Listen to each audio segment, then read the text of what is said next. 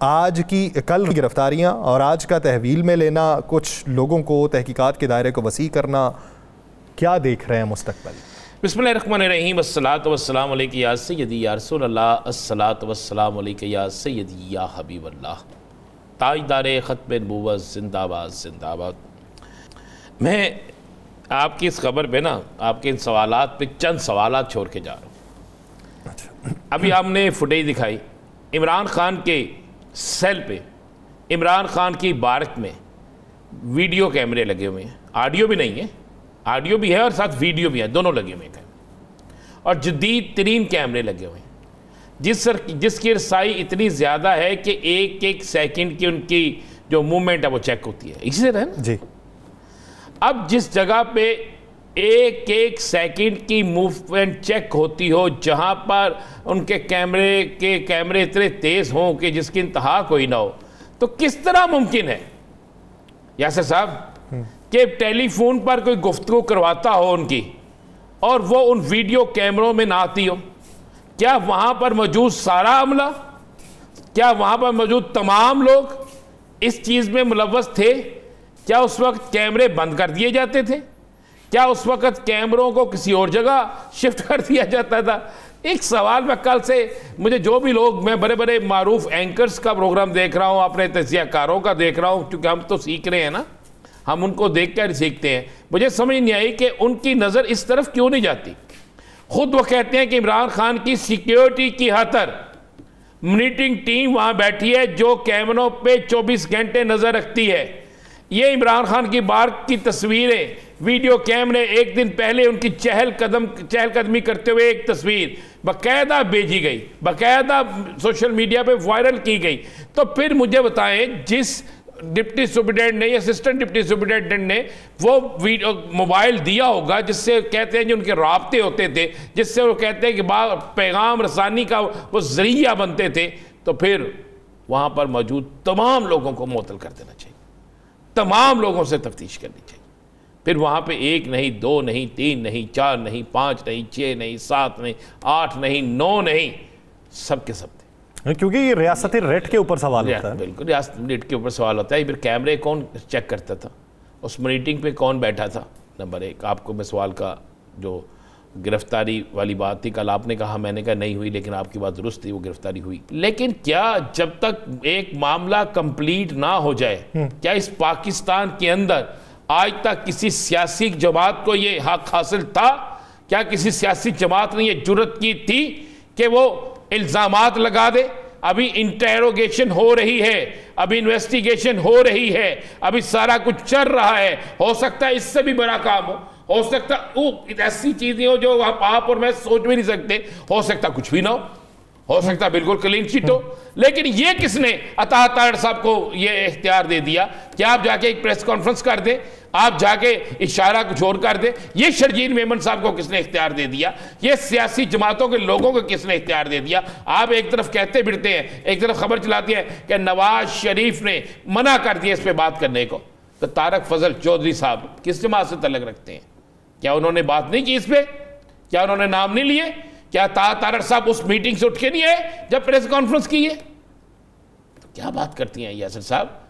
अगर जब इंटेलिजेंस अदारे, जब पाकिस्तान के सबसे बड़ा अदारा एक इन्वेस्टिगेशन कर रहा है, तो किसी सियासी जमात को ये बिल्कुल कोई भी सियासी जमात जो है उसको इसमें हक नहीं पहुंचता कि वो इस पे बोल ले। चले उनके हक नहीं यार, नहीं क्यों चले? नहीं, मैंने कहा आप इसी पैराए के अंदर कर लें कि जब वर्डिक्ट सुना दी जाए, जब फैसला सुना दिया जाए, तो जिस तरह सिविल अदालतों के सुनाए गए फैसले के बाद अपनी राय देते हैं, उसके बाद तब राय दे लें। उसके बाद राय दे। आप ऐसा करके तो साबित कर रहे हैं कि ये सियासी मामला है। आप इसको एक सियासी मामले की तरफ लेके जा रहे हैं। एक अच्छे बड़े अदारे को आप मुतनाज़ा बनाने की कोशिश कर रहे हैं। एक अच्छे बड़े अदारे के मतलब के इन्वेस्टिगेशन में आप सियासी पहलू डालकर आप उसको बिल्कुल किसी और तरफ लेकर जाना चाह रहे हैं।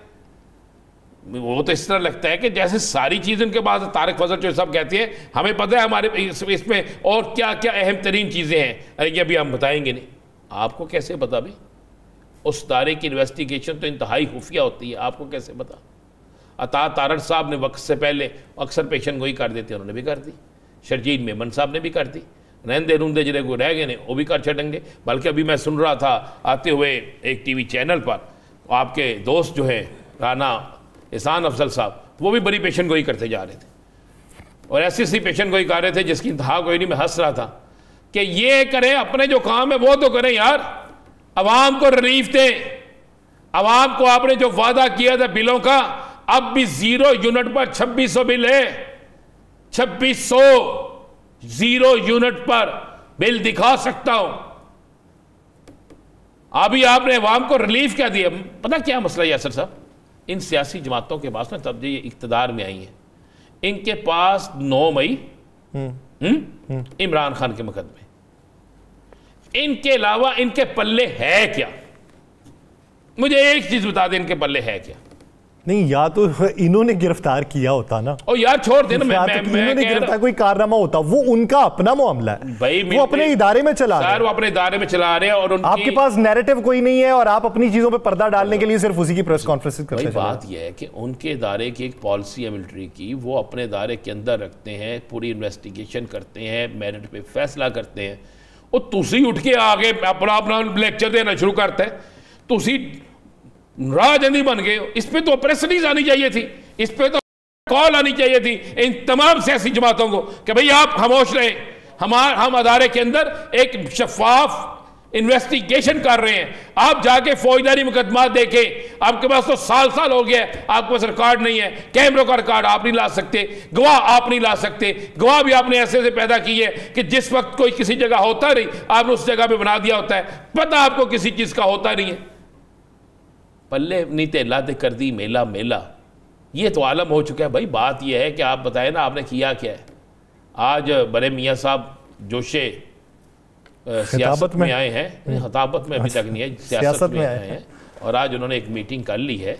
उस मीटिंग में बल्दियाती जो पता चला जी बल्दियाती इंतखाबात करा दें, सदके जमा पहले 8 फरवरी के इंतखाबात का रिजल्ट तो देख लो कि ये पहले 8 फरवरी के इंतखाबात का रिजल्ट तो देख लें क्या है। अगर 8 फरवरी के इंतखाबात का रिजल्ट आपके हक में है तो आप बल्दियाती इलेक्शन भी करा लें। आप बल्दियाती इलेक्शन में जाएंगे, एक नया सियासी बनोरा वक्त खुल जाएगा, फिर आप धांधली करने की कोशिश करेंगे, फिर आप 2 नंबरी करने की कोशिश करेंगे, तो क्या एक नया गली मोहल्ले में झगड़ा शुरू नहीं हो जाएगा?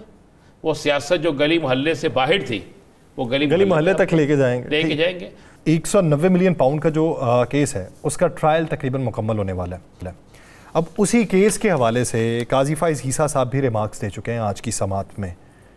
तो ऊपर से वो अलीमा खान जो हमशीरा हैं बानी PTI की, वो कहती हैं कि मैं सुप्रीम कोर्ट में जाऊंगी कि चलते हुए केस पे, ट्रायल पे किस तरीके से रिमार्क्स दे दिए काजी साहब ने।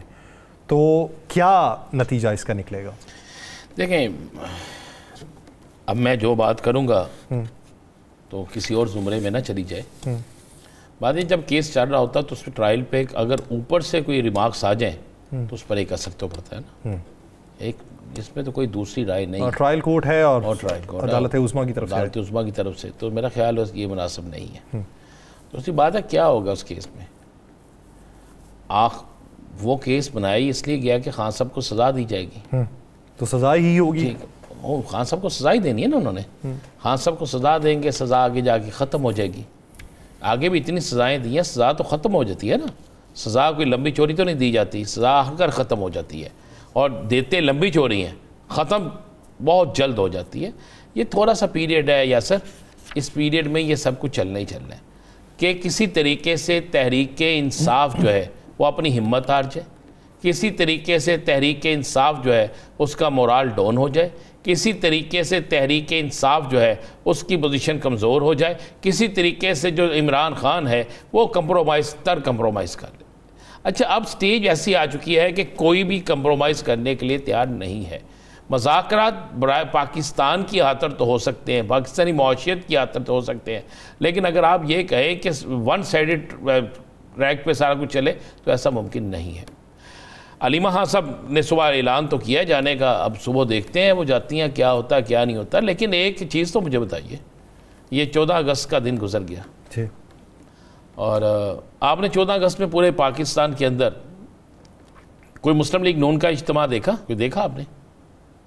तो वही सरकारी सतह पर। सरकारी यार, कौन सी सरकारी सतह पे? तो सरकारी साइन देख लिया आपने ना, सरकारी सतह पे साइन देख लिए ना आपने जी। सरकारी सतह पे आपने तकरीबात देख ली। क्या कोई जुलूस देखा? हमेशा होता था, सियासी जमातों के जुलूस निकलते थे ना। मुस्लिम लीग नून का कोई जुलूस निकला?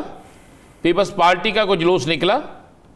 जुलूस निकल चुका है, लेकिन जो इज्तिमा है वो निकला नहीं? निकला। सिर्फ आपको एक जमात नजर आई, लाठियां खाने के बावजूद भी, सब कुछ होने के बावजूद भी, वो थी तहरीक इंसाफ। तो अब इसके बाद भी अगर कोई शख्स ये बात कहे कि पाकिस्तान का सियासी सिनेरियो क्या होगा, तो फिर पाकिस्तान का सियासी सिनेरियो ये है कि अवाम जिसके साथ है, अवाम उसके अलावा किसी और को वोट नहीं देना चाहती। चाहे आप जोर लगा के देख लें, चाहे आप जो मर्जी करके देख लें, अवाम अपना फैसला वही देगी जो अवाम का फैसला है। अगर तो जबर से वोट बदल जाए, अगर तो आप ये समझ लें कि सियासत तब्दील हो जाए, तो यासर 8 फरवरी को इससे ज़्यादा काम हुआ था। 34 साल या 32 साल कैद हुई थी इमरान खान को, इतनी हुई थी ना जी, मजबूरी तौर पर। तो क्या लोगों ने वोट नहीं दिया? क्या लोग उसे भूल गए थे? लोगों ने निशान को ढूंढ ढूंढ के स्टैंप लगाई, लोगों ने निशान ढूंढे, लोगों ने पोलिंग स्टेशन ढूंढे, लोगों ने बैज किसी और का लगाया, बिरयानी किसी और से खाई, वोट जाके इमरान खान के उम्मीदवार को दिया। अगर उन हालात में ये हो सकता है, तो अब तो हालात में जब लोगों को पता भी हो कि हम झंडा लेके निकलेंगे, पकड़े जाएंगे, हमें मार पड़ेगी, एक दिन पहले मार पड़ती है, अगले दिन फिर निकल जाते हैं। इसका मतलब क्या है? इसका मतलब यह है कि लोग चाहते हैं कि हमने जिसको वोट दिया, जिसको हम पसंद करते हैं, जो तब्दीली ला सकता है, जिससे तब्दीली मतवक्के है, हमें वो लीडर चाहिए। आप उसको 1 दफ़ा सज़ा दे लें, आप उसको 2 दफ़ा सज़ा दे लें, आप उसको 3 दफ़ा सज़ा दे लें, सज़ा आपने 32 साल 34 साल दे के भी देख ली, आप एक और केस में देख के भी देख लेंगे।